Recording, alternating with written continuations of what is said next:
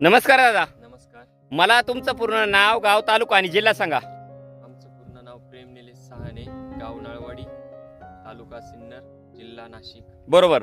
तर दादा आज आपण आपल्या घेवड्याच्या प्लॉट मध्ये आले बरोबर. हो. तर मला सांगा दादा, आपली घेवड्याची व्हरायटी कोणती आहे दादा? अंकुरची. अंकुर सीडची बरोबर. DLX 968 बरोबर. तर दादा, घेवडा या पिकासाठी तुम्ही यावर्षी थोडासा बदल करून आपली जी ऑर्गॅनिक कार्बनयुक्त दाणेदार खत आहेत त्याच्यामध्ये गोदावरी, कृषी समृद्धी, सिलिकॉन, PDM पोटॅश, प्रोम, कृषी मॅक्स आणि निंबोळी पेंट हे तुम्ही काय केलेले आहे, ज्या पिरियडला आपण हे बेसल डोस खाली भरतो म्हणजे लागवडीच्या आधी, म्हणजे बी लावण्याच्या आधी बरोबर, त्या पिरियडला तुम्ही आपली ऑर्गॅनिक कार्बनयुक्त दाणेदार खत ही खाली टाकलेली बेडमध्ये बरोबर.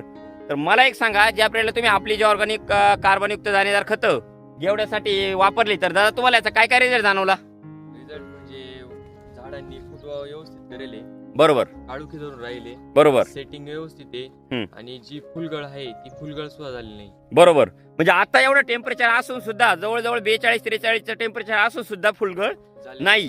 म्हणजे आता या पट्ट्या जर पाहिलं ना झूम करून, तर पूर्ण हा डोंगराळ भागातला पट्टा आहे बरोबर. म्हणजे हा प्लॉट पूर्ण डोंगराळ भागातला आहे. म्हणजे इथं उष्णता पण दुपारच्या बारी भरपूर अशी उष्णता राहते बरोबर.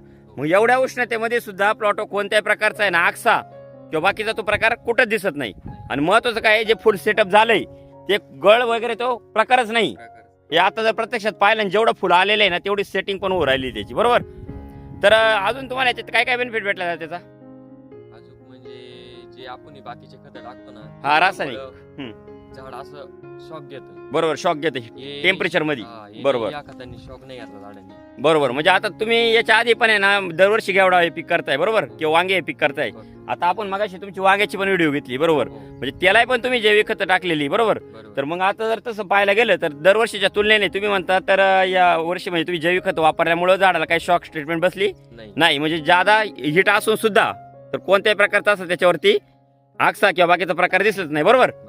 तर मला एक सांगा, ज्या पिरियडला तुम्ही आपली जी ऑर्गॅनिक कार्बनयुक्त दाणेदार खतं वापरली तर त्याच्यानंतर तुम्हाला याच्यात किती दिवसाच्यानंतर बेनिफिट दिसायला सुरुवात झाली? म्हणजे उतरल्यानंतर कमीत त्यात- कमी 30-35 दिवस हा, म्हणजे मर हा प्रकार दिसलाच नाही तुम्हाला. म्हणजे जेवढ्या बी लावल्या तेवढ्या तुमच्या परफेक्ट उतरल्याच बरोबर. आता प्रत्यक्ष जर पाहिलं ना तर खालून खोडातून एकदम जबरदस्त असं झाडाला फुटवं तर आहेचे, पण झाडाचे ना आता जर प्रत्यक्षात पाहिलं ना एकदम रुंद आणि फ्रेश पत्ती बरोबर. आणि महत्वाचं काय आहे, कोणत्याही प्रकारचा आहे ना म्हणजे आक्सा किंवा तो प्रकार दिसत नाही प्लॉटवर बरोबर. तर मला एक सांगा, आपली जी ऑर्गॅनिक कार्बनयुक्त दाणेदार खत आहे ती वापरून तुम्ही समाधानी आहात? हो. हा, धन्यवाद तुम्ही दिलेल्या माहितीबद्दल.